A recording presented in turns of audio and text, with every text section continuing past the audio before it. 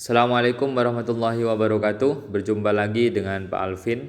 Mudah-mudahan kita semua senantiasa diberikan kesehatan sehingga bisa belajar setiap harinya baik tatap muka ataupun secara daring di rumah dengan penuh semangat, dengan penuh komitmen yang tinggi, dengan niat dan kemauan yang luar biasa, dan tentu mudah-mudahan memberikan manfaat bagi kalian semuanya. Pada pertemuan kali ini kita akan belajar bab baru, yaitu materi tentang himpunan. Apa itu himpunan?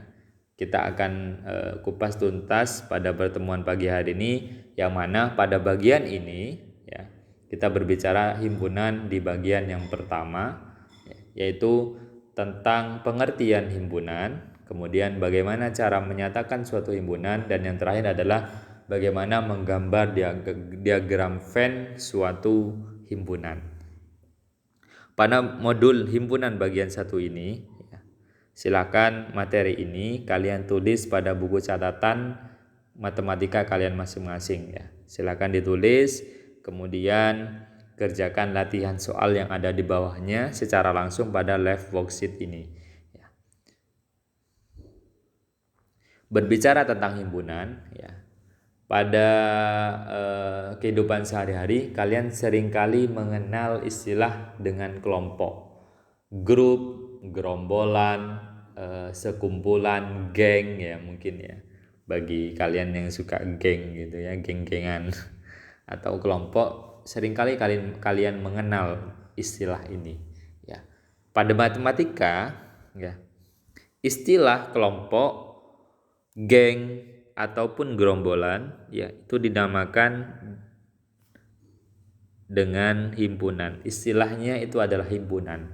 Tetapi kelompok gerombolan yang dimaksud ya atau himpunan ini dalam matematika itu adalah kumpulan atau segerombolan kumpulan objek atau benda yang didefinisikan dengan jelas. Jadi tidak sembarang kumpulan, tidak sembarang kelompok dinamakan suatu himpunan. Jadi harus terdefinisi dengan jelas terlebih dahulu, baru dia itu dikatakan sebagai himpunan. Loh, Pak Alvin, emang ada kumpulan yang tidak terdefinisi dengan jelas ya? Coba perhatikan contoh berikut ini, biar kalian bisa membedakan mana kumpulan yang bisa terdefinisi dengan jelas dan mana kumpulan yang tidak terdefinisi dengan jelas sehingga bukan termasuk himpunan. Di sini ada contoh kumpulan yang termasuk himpunan ya. Yang pertama, kumpulan siswa yang lahir pada bulan Agustus ya. Kira-kira kalian misalkan ya dari teman-teman kalian semuanya di sini ya didata bulan lahirnya kapan aja begitu ya, didata semuanya. Kemudian kalian data mana siswa yang tanggal lahirnya pada bulan Agustus. Kira-kira bisa nggak kalian mengelompokkan teman-teman kalian yang lahir pada bulan Agustus? Tentu bisa kan? Ya karena jelas, definisinya jelas, yaitu bulan Agustus. Berarti yang selain Agustus nggak masuk dalam kumpulan itu begitu. Kemudian kumpulan siswa yang memiliki tinggi badan lebih dari 160 cm. Jelas kan? Berarti yang di bawah 160 tidak termasuk dalam kumpulan itu. Berikutnya, kumpulan bilangan ganjil kan. Bilangan ganjil itu kan ada negatif, ada 0, kemudian ada positif. Berarti maaf ya, maksudnya bilangan bulat ya. Bukan ganjil ya. Bilangan bulat itu kan ada bilangan bulat negatif, 0 dan positif. Berarti yang angka yang tidak termasuk bilangan bulat positif, negatif ataupun 0 berarti tidak termasuk kumpulan bilangan bulat itu atau kumpulan itu ya. Contoh pecahan. Pecahan kan berarti nggak termasuk dalam kumpulan bilangan bulat begitu. Kemudian kumpulan bilangan ganjil. Jelas kan? Definisinya jelas. Berarti 2, 4, 6 dan seterusnya berarti bukan bilangan ganjil sehingga tidak termasuk dalam kumpulan bilangan ganjil. Jadi terdefinisi dengan jelas. Banyak contoh yang lain yang mana kumpulan itu terdefinisi dengan jelas sehingga merupakan contoh suatu himpunan. Contoh lain, kumpulan warna lampu lalu lintas. Ya. Tentu kalian tahu jawabannya apa? Merah, kuning, hijau kan? Biru apa masuk? Tidak termasuk. Kan jelas, terdefinisi dengan jelas. Ada lagi misalkan kumpulan hewan berkaki 4. Jelas atau tidak? Tentu jelas. Ayam masuk apa enggak? Pasti enggak masuk karena ayam kakinya 2. Yang dimaksud kumpulan ini itu kakinya 4. Jadi terdefinisi dengan jelas dan banyak yang lainnya. Nah kemudian emang ada yang enggak terdefinisi dengan jelas kumpulan Pak Alvin, emang ada. Sehingga dia tuh enggak masuk himpunan gitu. Emang ada? Tentu ada. Ini saya kasih beberapa contoh. Yang pertama misalkan kumpulan siswa pandai. Siswa pandai tidak jelas ya, pandainya itu seperti apa, ya kan? Apakah dilihat dari nilainya atau dilihat dari apanya, kan tidak jelas. Ya, maka di sini dia itu bukan contoh suatu himpunan, kecuali saya perjelas misalnya, kumpulan siswa matematika yang nilainya di atas KKM. Nah, itu kan jelas. Berarti siswa yang di bawah KKM berarti nggak termasuk dalam kumpulan itu. Nah, itu baru jelas. Tetapi kalau cuma hanya sekedar kumpulan siswa pandai, tentu tidak jelas definisi itu. Nah, pandai seperti apa yang dimaksudkan seperti itu. Kemudian kumpulan siswa yang tinggi. Ya, bedanya dengan yang di atas ya, yang termasuk himpunan. Kalau ini kan termasuk himpunan. Sama-sama menggunakan istilah tinggi. Tetapi bedanya adalah kalau yang termasuk himpunan, ya tingginya itu badan lebih dari 160, jelas kan ya. Berarti 160 di bawah, 160 ke bawah berarti gak termasuk kumpulan itu. Tetapi di sini kumpulan siswa yang tinggi saja. Ya, pasti kan bingung.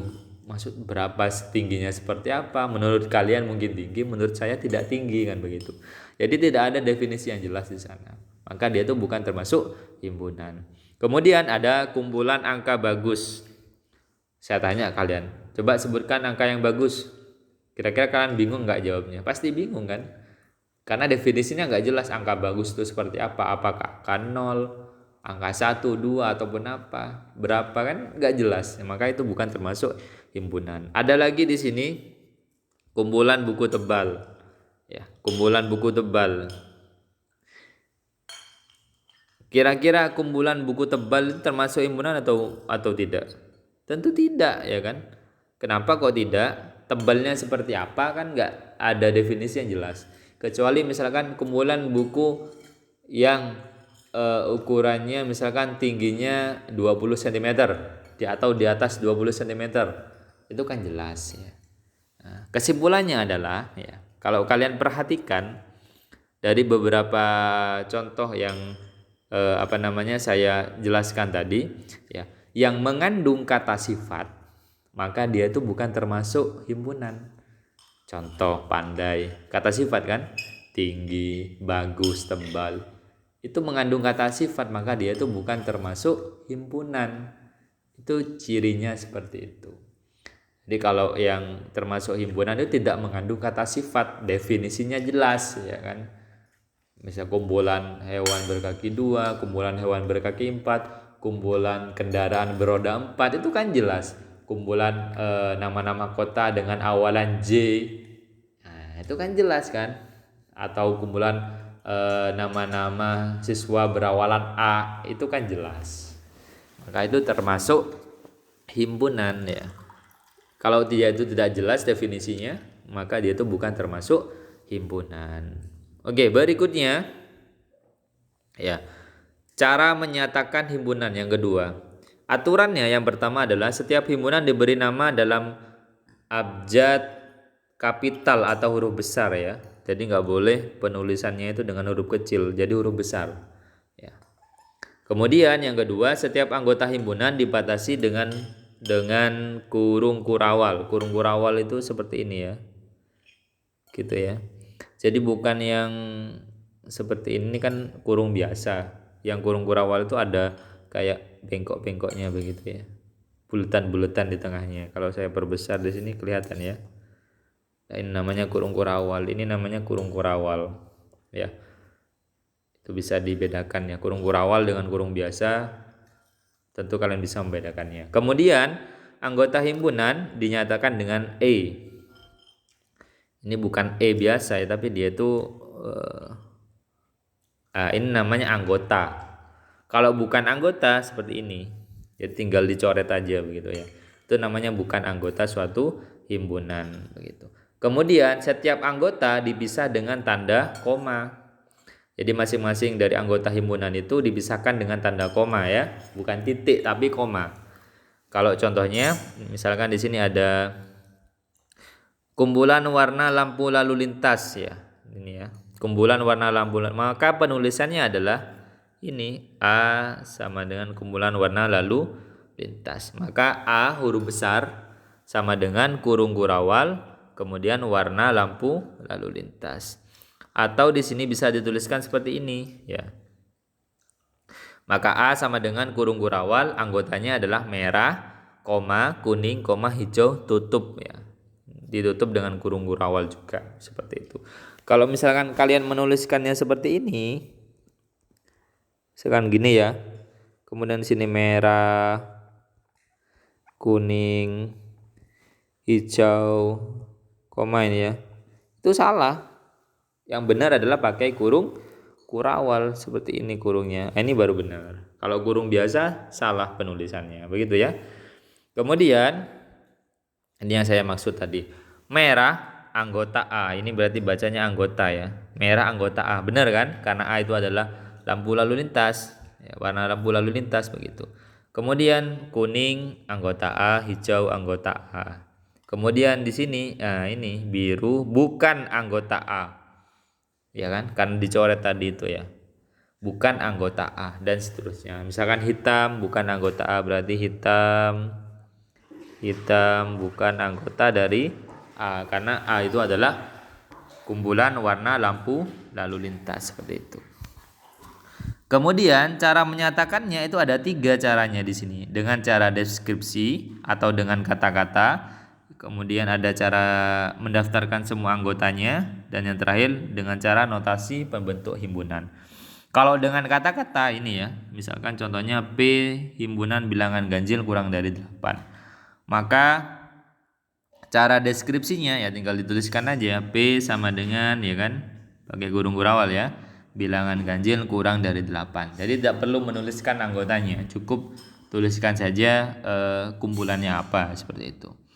Kemudian kalau ini baru dengan cara mendaftarkan semua anggotanya atau dengan tabulasi, enumerasi atau metode roster, tinggal tuliskan aja P sama dengan kurung kurawal 1,3 dan seterusnya. 1357 ya. Karena di sini adalah yang dimaksud, kenapa kok 1357? Karena himpunan bilangan ganjil kurang dari 8. Bilangan ganjil itu kan yang nggak bisa habis dibagi 2 ya. 1, 3, 5, 7, 9, 11 dan seterusnya. Tetapi di sini karena kurang dari 8, berarti kan atau lebih kecil dari 8, maka 1, 3, 5 dan 7 seperti itu. Yang terakhir dengan cara notasi pembentuk himpunan ya. Dengan cara notasi pembentuk himpunan. Di sini bisa dituliskan P ya. X ini ya. Ini artinya yang panjang ini yang apa? Ini itu artinya yang tengah itu seperti garis lurus itu namanya di mana kalau dibacanya. Berarti X di mana X bilangan ganjil kurang dari 8. Begitu ya. Atau dituliskan ini cara nuliskannya yang ketiga, yang kedua.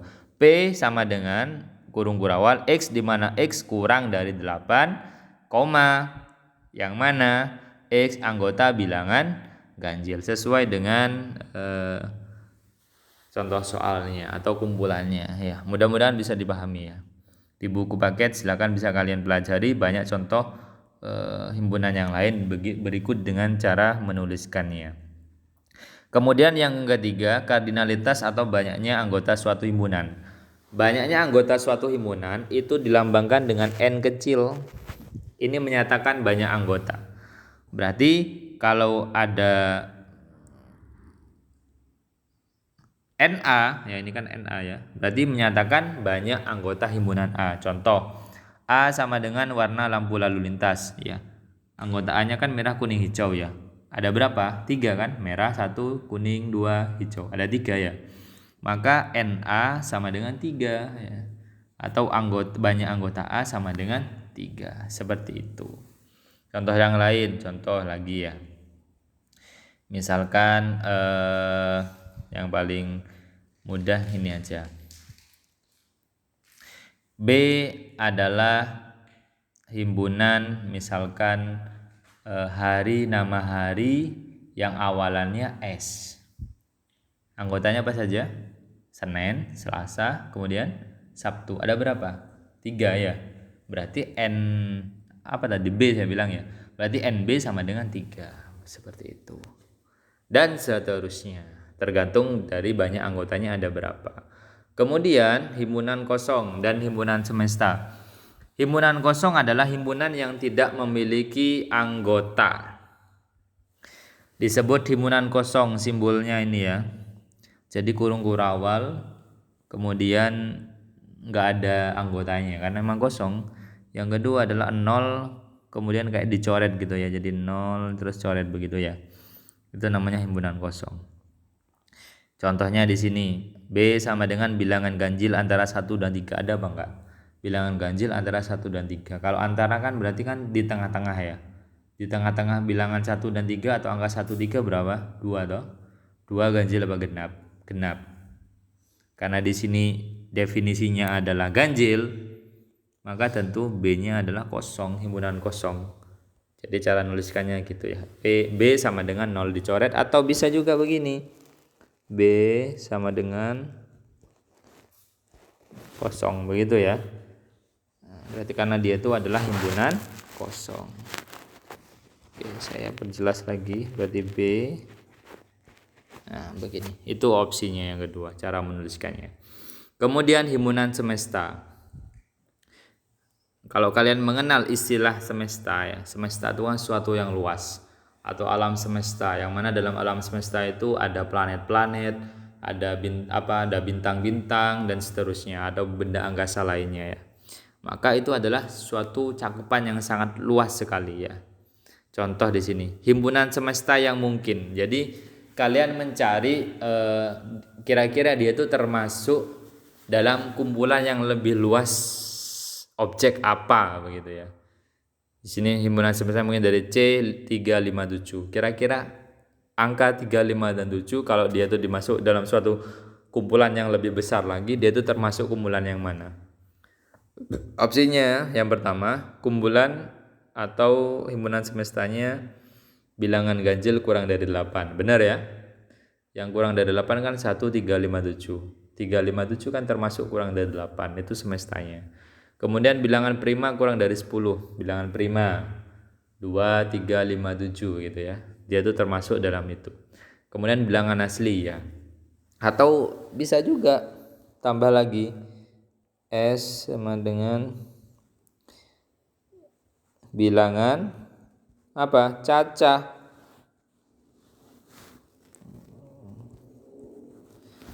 Kan bener kan bilangan, atau juga S bilangan bulat. Jadi kalau berbicara himpunan semesta yang mungkin itu banyak sekali ya. Karena itu cakupannya yang lebih luas. Contoh lain, misalkan saya punya anggota merah kuning. Misalkan B sama dengan merah kuning anggotanya. Maka himpunan semestanya yang mungkin apa? Bisa jadi merah kuning itu termasuk warna lampu lalu lintas. Bisa jadi merah kuning juga termasuk warna pelangi. Jadi ada 2 kemungkinan di sana. Himpunan semestanya. Begitu ya. Mudah-mudahan bisa dipahami. Kemudian yang terakhir yaitu tentang diagram Venn. Kenapa kok namanya diagram Venn? Karena yang menemukan namanya John Venn. Kalau yang menemukan Alvin Zulkarnain, maka saya kasih nama diagram Alvin, begitu ya. Tapi di sini yang menemukan namanya John Venn, maka dinamakan namanya diagram Venn, begitu ya. Lah, cara menuliskan suatu himpunan ya dalam suatu diagram Venn itu seperti apa? Jadi diagram Venn itu ada himpunan semesta, di dalamnya ada himpunan semesta, kemudian ada himpunan yang ada dalam himpunan semesta ya. Kalau himpunan semesta itu dituliskannya dengan persegi panjang gini ya. Jadi kalau menulisnya gini dulu, kemudian di pojoknya tulis S. Berarti di dalam kotak ini ada anggota-anggota dari himpunan semestanya ya. Kalau di contoh soal ini ya, himpunan semestanya kan 1 sampai 9. Maka di dalam kotak ini itu harus ada angka 1 sampai 9-nya. Kemudian di dalam S itu ada himpunan A dan ada himpunan B ya. Yang mana ini ya, petunjuknya dibaca, ditunjukkan oleh kurva tertutup. Kurva tertutup tuh gini. Berarti di dalam ini kalau ini kan A ya. Milik A itu yang ini berarti. Ini punyanya A. Kemudian yang punyanya B itu yang ini. Nah, maka masing-masing kurva itu harus memuat anggota masing-masing ini. Kalau A berarti harus ada anggota A di dalamnya semua. Kita cek dulu ya. Di dalam A sini ya ada angka 1, 2, 3, 4, 5. Benar ya? Di dalam bulatan A ini kalau kalian perhatikan ya. Ini ya. Ini kan ada 1, 2, 3, 4, 5 di dalamnya. Kemudian yang B juga sama. Di sini kan anggotanya berapa? 2, 5, 6, 7 ya. Maka di dalam B ini harus ada angka 2, 5, 6, 7. Benar ya? Ada angka 2, 5, 6, 7. Nah, begitu ya. Oke, saya lanjutkan ya. Kemudian lah, kenapa kok 2 dan 5 ini, kok A sama B ini digabung ya? Ini kan kayak di dempet gitu ya, kalau kalian perhatikan ini kan kok di dempet. Ya, karena ada anggota A dan B yang sama yaitu 25, sama-sama punya 2 dan 5 kan di sini anggotanya. Ini punya 25, ini juga punya angka 25. Jadi digabung aja gitu biar penulisannya tidak double seperti itu. Maka bisa disimpulkan anggota S yang menjadi anggota A dan B, ini yang saya maksud tadi 25. Ya. Kemudian anggota S yang menjadi anggota A dan bukan B 1, 3, 4 ya kan. Dia itu anggota A tetapi bukan anggota B ya, 25 kan. Berarti 1, 2, 1, 3, 4. Kemudian anggota S yang menjadi anggota B bukan A 6, 7 bisa lihat di sini. Jadi dia itu nggak termasuk A tapi anggota B begitu ya. Kemudian S bukan anggota A dan B. Ya. Jadi bukan anggota A juga B di sini ya 8, 9. Makanya dia itu ada di luar ya, di luar bulatan A ini dan B ini. Maka dia itu termasuk S tetapi dia itu di luarnya. Itu. Mudah-mudahan bisa dipahami tentang diagram Venn ini ya. Berikutnya bisa kalian pelajari juga di buku paket kalian tentang mulai dari pengertian himpunan sampai diagram Venn. Ya, cukup sekian materi untuk modul himpunan bagian 1. Mudah-mudahan bisa kalian pahami dengan baik dan mudah-mudahan materi ini bisa bermanfaat bagi kalian semuanya. Ya, untuk berikutnya silakan kalian kerjakan soal latihan yang di bawahnya. Langsung di live worksheet ini ya, kemudian dikirimkan. Jangan lupa tulis nama dan kelasnya. Mudah-mudahan kalian bisa mengerjakan dengan baik dan tetap semangat untuk seterusnya ya. Untuk pertemuan berikutnya saya akan bahas lagi tentang himpunan bagian yang part 2 atau bagian kedua dan seterusnya. Mudah-mudahan tetap semangat belajarnya, jangan lupa ibadahnya. Terima kasih atas perhatian semuanya. Mohon maaf dari saya. Sekian. Assalamualaikum warahmatullahi wabarakatuh.